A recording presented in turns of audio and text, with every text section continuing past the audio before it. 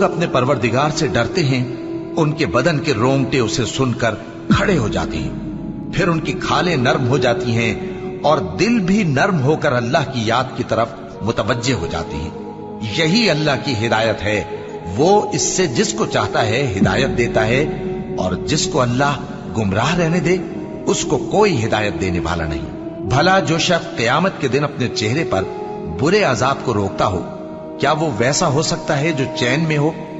और जालिमों से कहा जाएगा कि जो कुछ तुम करते रहे थे अब उसके मजे चखो।